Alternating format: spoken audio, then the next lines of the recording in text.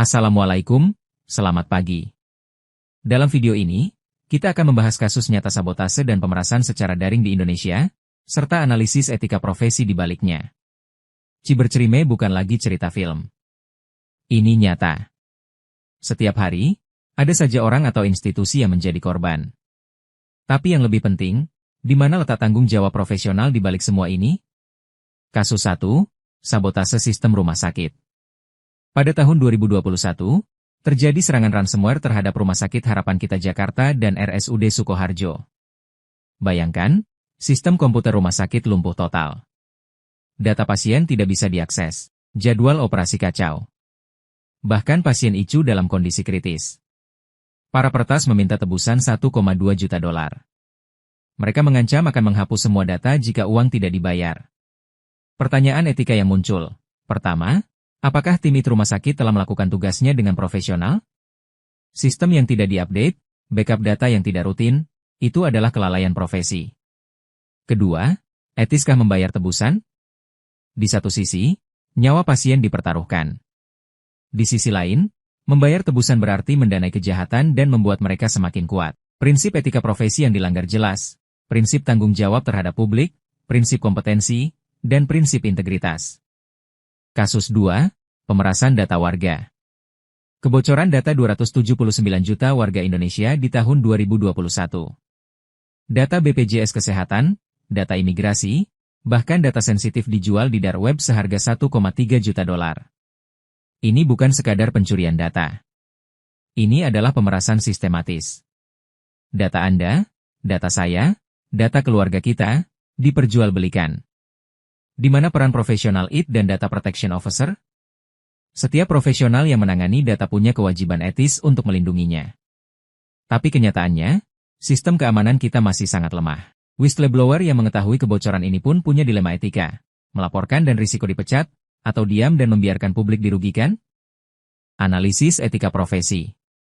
Dari kedua kasus ini, kita bisa lihat pola pelanggaran etika. Pertama, pelanggaran prinsip kepentingan publik. Setiap profesi harus mengutamakan keselamatan dan kesejahteraan masyarakat. Tapi dalam kasus ransomware rumah sakit, nyawa pasien dipertaruhkan. Kedua, pelanggaran prinsip kompetensi. Profesional wajib menjaga dan meningkatkan kemampuan. Sistem yang mudah diretas menunjukkan kurangnya kompetensi. Solusi dan rekomendasi. Lalu, apa yang harus dilakukan? Pertama, sertifikasi etik wajib untuk profesional IT dan cybersecurity. Seperti dokter yang punya sumpah Hippocrates, programmer juga butuh kode etik yang mengikat. Kedua, audit reguler sistem keamanan institusi vital seperti rumah sakit dan bank. Ini bukan pilihan, tapi kewajiban. Ketiga, proteksi whistleblower. Mereka yang berani melaporkan pelanggaran harus dilindungi, bukan dihukum. Keempat, pendidikan etika profesi sejak dini di kurikulum teknologi informasi. Kesimpulannya, sabotase dan pemerasan daring bukan semata masalah teknologi. Ini adalah masalah etika profesi. Setiap klik, setiap kode program, setiap keputusan teknis, mengandung konsekuensi moral. Selanjutnya, kita akan membahas startup aplikasi edukasi yang hadir sebagai jawaban atas berbagai tantangan di dunia pendidikan Indonesia. Salah satu startup edukasi yang berkembang pesat dan banyak digunakan saat ini adalah Ruang Guru. Pendidikan merupakan fondasi utama pembangunan bangsa. Namun di Indonesia akses terhadap pendidikan berkualitas masih belum merata.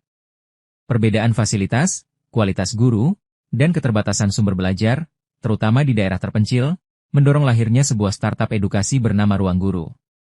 Ruang Guru didirikan pada tahun 2014 oleh Belva Devara dan Iman Usman. Dengan latar belakang pendidikan yang kuat, keduanya melihat teknologi digital sebagai solusi untuk mengurangi kesenjangan pendidikan di Indonesia. Awalnya, Ruang Guru hadir sebagai platform pencarian guru les privat yang menghubungkan siswa dengan guru berkualitas. Seiring meningkatnya kebutuhan siswa dan perkembangan teknologi, Ruang Guru bertransformasi menjadi platform pembelajaran digital berbasis aplikasi yang dapat diakses melalui smartphone.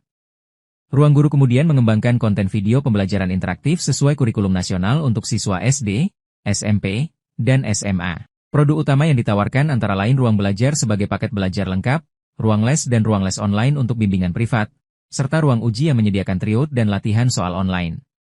Selain itu, Ruang Guru juga menghadirkan layanan pelatihan dan pengembangan kompetensi melalui Ruang Guru for Business dan Government, serta platform pendukung bagi guru.